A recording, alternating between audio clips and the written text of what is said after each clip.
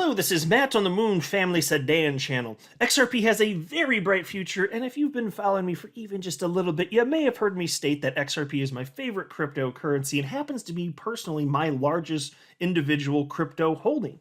It has a ridiculous amount of utility compared to pretty much every other coin in existence at this point. Most coins do literally nothing. They're science experiments and maybe types of ideas. So when it comes to XRP, the use case that is most famously known is that of Ripple's in positioning XRP as a bridge currency. And look, there are reasons that people cite that they think XRP is going to skyrocket in price, and some are right and some are wrong. And there's one that is wrong, or at least to some degree, I think a bit misunderstood, and I wanted to focus in on that one.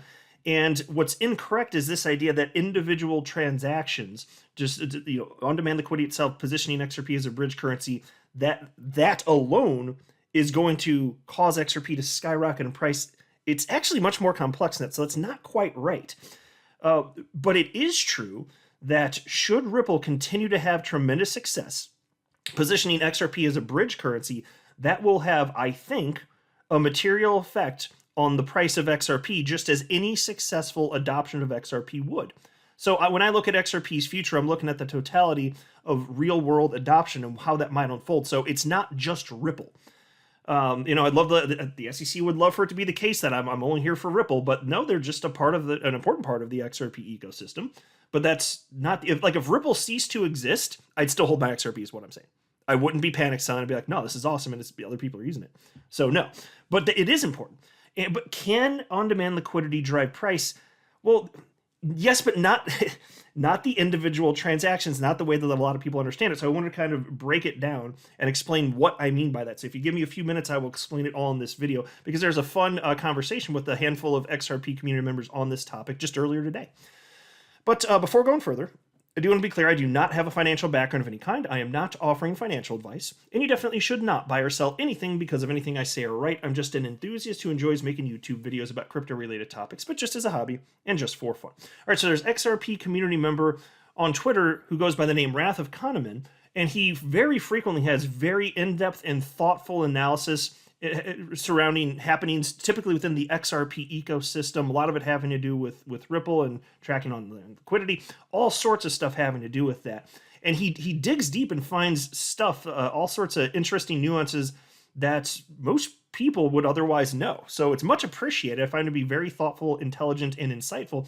And he shared a tweet, which actually is not the focus of this video, but this is where the conversation starts. He shared a tweet in which part of what he was communicating is a bunch of new on-demand liquidity users. And they're on your screen. I don't feel the need to read them, but they're either new or they're a known upgrade, meaning from RippleNet, so just the messaging portion, to, hey, they're now flipping the switch, as people like to say, from just the messaging side, RippleNet, to the actual settlement side, utilizing on-demand liquidity, meaning XRP as a bridge currency.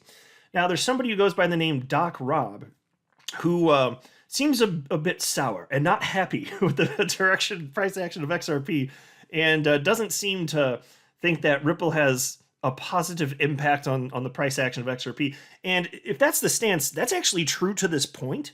Like, it's very clear XRP is price-wise just moving in tandem with broader crypto markets. So that actually is true, but I always think, when I think about, what could XRP be worth, I'm thinking, what happens when we have a mature asset class and cryptos are valued on their own merit? And what about a world where XRP is way more useful than it is even today?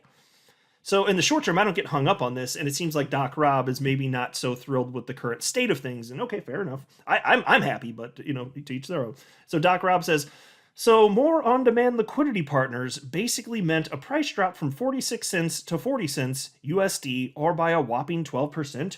Sirs, stop with this on-demand liquidity stuff, please. We did better before. Okay. Well, clearly, any sort of recent, especially short-term price fluctuations have nothing to do with on-demand liquidity, but okay, I get it. He's not happy with this. So Wrath of Kahneman jumped in and he said, if on-demand liquidity volume is $30 million a day, but total daily XRP trading volume ranges around $1 billion, it would seem there is a ways to go in overcoming basic market momentum, which largely tracks Bitcoin. And so what he's stating here, that makes sense in terms of XRP tracking Bitcoin. And then I delved in, and I was kind of going in a little bit of a different direction, but still on point. Twitter is like the worst platform for sharing complex ideas. I like Twitter. It's where the XRP community lives. But for sharing complex ideas, it is the worst. You've got a limited number of characters, and yes, you can have a reply to your own tweet, but it changes humans' behavior and how they write, because to get a complex idea, even one single idea in that character limitation is not always easily done or really even possible. And it results in people trying to shorten their language, which leads to ambiguity and inefficient communication. So I hate the platform for complex ideas, which is why I'm thankful I can just use my mouth words on my damn channel here all up on the YouTubes to share what I actually think, because it's much easier way to actually just speak. But anyway, I responded to him, and I'll be clear on this. One of the things that I state in terms of why I think on-demand liquidity is important long-term, and this should be obvious, it's that if people see that on-demand liquidity is useful and that it's gaining in traction and it's not likely at all to go away, if it's close to a 0% chance, especially in a mature asset class, I think that's going to cause more people that want to jump into crypto for the first time to do so. So they'll diversify and that's just one of the factors they may consider, but they may, and then more XRP gets purchased. So that is one thing to consider, but it's actually more complex than that, because the transactions themselves aren't going to push up the price of XRP, but more demand will, including behavior of market makers. And it's such a nuanced thing. It's so hard to get the idea across on Twitter, so I'm going to make sure that it's fully understood. So I responded to Wrath of Kahneman, and I wrote, I don't see on-demand liquidity transactions themselves pushing XRP price higher. There would be higher demand on one side, higher sell pressure on the other side of the transactions, and any disparity in price between markets would be leveled out by arbitrage. Okay, so let's unpack that, because if you're new to the XRP community and learning how it works and you read that, you're like, what the hell is that gobbledygook? That don't make no damn sense to me up in this bitch. I got it. I'm going to make it make sense all up in this bitch. Not a problem here. So if you look at, and we're just talking about on an individual level, if you're talking about an on-demand liquidity transaction, you're talking about a fiat currency purchasing XRP in one market. So there you go, purchase. We've got that demand. So increase in demand there, because if you purchase XRP in that one market, then nobody else can purchase that XRP because you just purchased it. And then if enough people do, you understand, of course, this is just how supply and demand works, then price would push up anything over time if that happens. But we're just talking about one transaction. So it's one transaction. That's the demand side, right?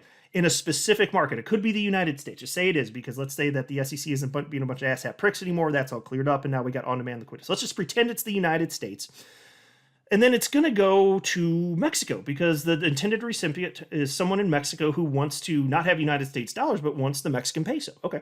So we already described, I'm talking about demand in the United States. And then in Mexico, that's where there's additional selling pressure, because that XRP is moved into a Mexican market, to a different market maker. When I say market maker, they're typically just cryptocurrency exchanges partnered with Ripple. So it moves from one exchange in the United States to an exchange, which is another market maker in Mexico. Once in Mexico, it sells, pushing the price of XRP down in that market. Now, this is just one single transaction, so it's a blip on the radar. But you could imagine if you have a bunch of demand in one market, the United States, and a bunch of sell pressure on the other side, you're going to have out of whack pricing.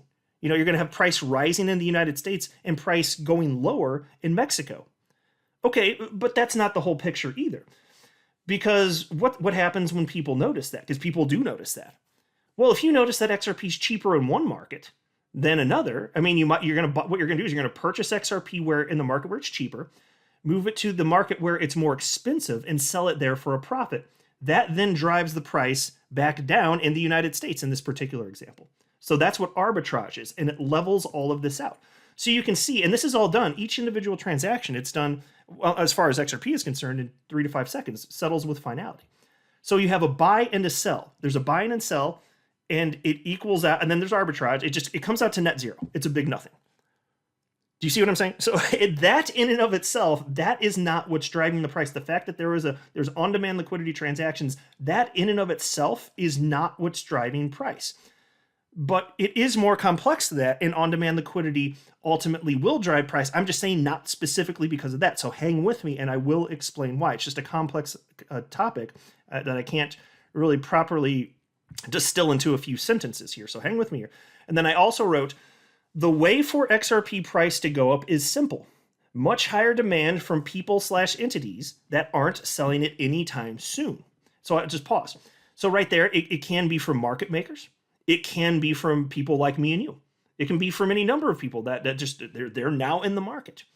And then I wrote, on-demand liquidity is still an important part of the XRP ecosystem. So I think that will drive demand outside of on-demand liquidity related XRP transactions. On-demand liquidity is a huge net plus. And so those are a number of ideas. So everything I just spewed, can you imagine me trying to articulate that on Twitter in like 20 threads or 20 tweets, 30, whatever it would have taken? It's a freaking nightmare platform for complex ideas. I hate it. That's why I engage in complex ideas on Twitter much less than I used to, because now I have the YouTube platform, and it's so annoying to try and do it. It just is. And so then there was my fellow XRP YouTuber, Mikkel XRP, who responded to me, and he wrote the following. He said, I'm not sure I agree with this. In the on-demand liquidity model, XRP is being used as liquidity.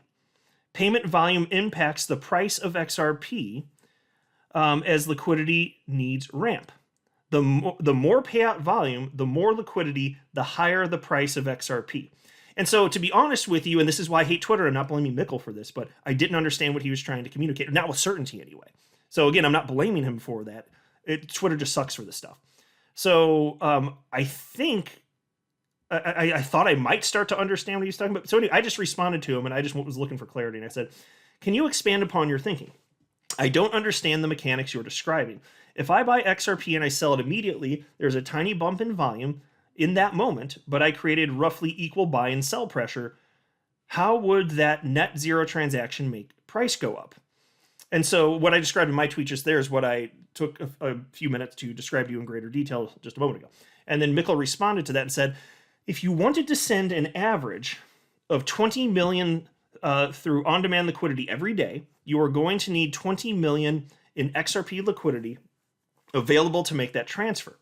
The more businesses making consistent transactions through on-demand liquidity, the more XRP that get tied up in these pools. The more the price has to increase to cover the liquidity demand.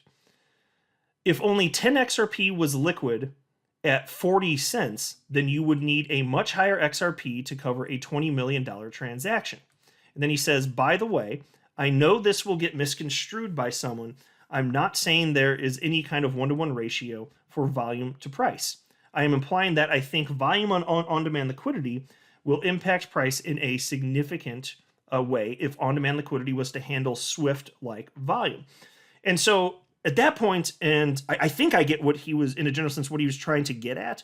And if I understand what he's trying to get at, then we actually agree. It's just I hadn't articulated in the tweets that he read above the particular point that I made. But the point that I'm going to make to you right now, I've been saying this for years on end on my channel. I've been on and off.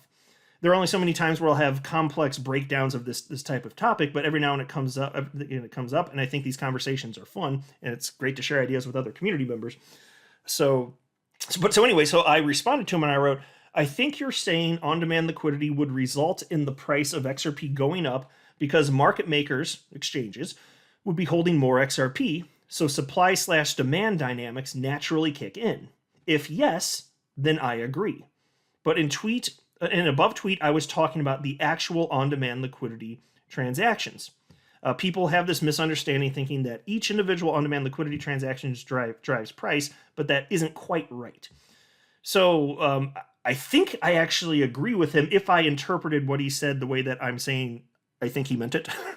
We see how things. So, but let me make this even more clear, because you might still be scratching your head on this portion of what I'm bringing up here in terms of, okay, so what does it mean that market makers holding more XRP, that's good, that brings the price of XRP up? Well, let's break that down further here. Because I want to try to make this as clear as possible, which is why I'm so thankful I have this platform where I can use my mouth words instead of trying to type up a bazillion tweets. So at this point, XRP community member Anders jumped in, and he shared some stuff which was just hitting the nail on the head here. He responded to me and he wrote, the more on-demand liquidity volume there is, the more market makers will be attracted to that particular corridor. These market makers compete for the same on-demand liquidity volume and hold inventory of XRP.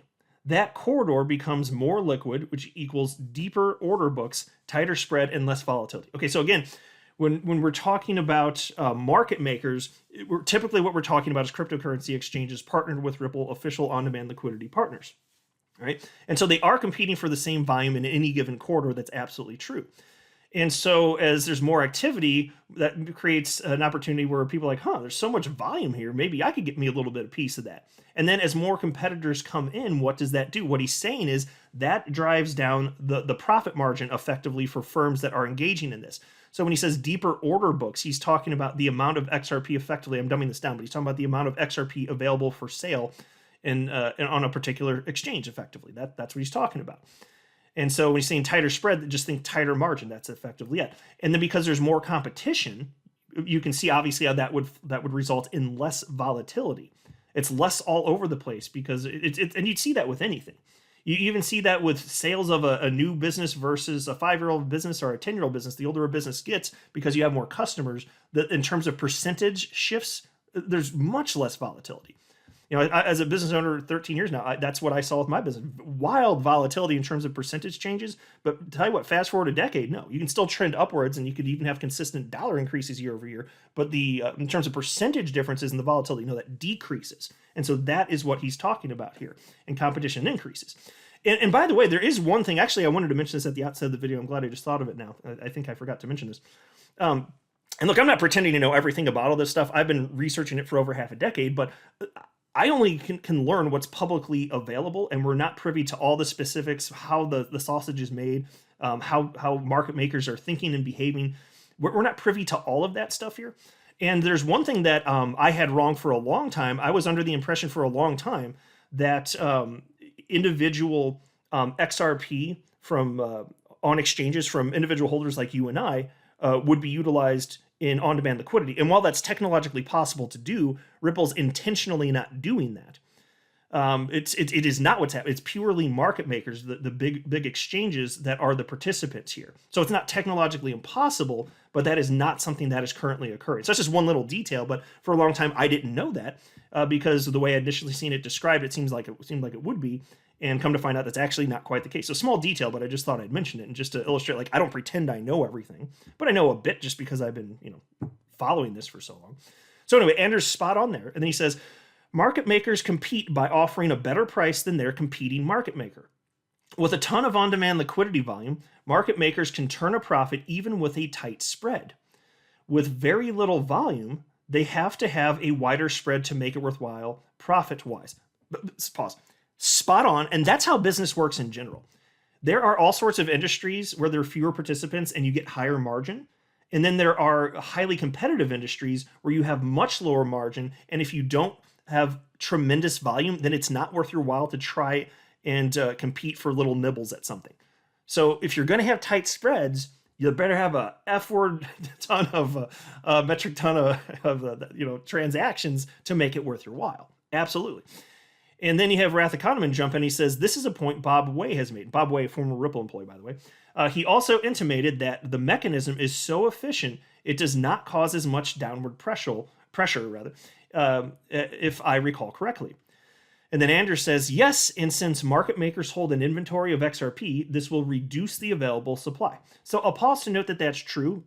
Now, the way in which they'd hold it and their behavior is unclear, because if they're acting as efficiently as possible, then they'd only want to be holding what is immediately needed. So it's like, how quickly can I get XRP? Well, you know that Ripple, by the way, leases XRP. So if you're a market maker, this would make a ton of sense. Like, you just want to have what's needed in the moment for a small loan from Ripple, very cheap. Again, we're not privy to the specifics of that, but Ripple loans out the XRP, and then you can repay that instantly, effectively.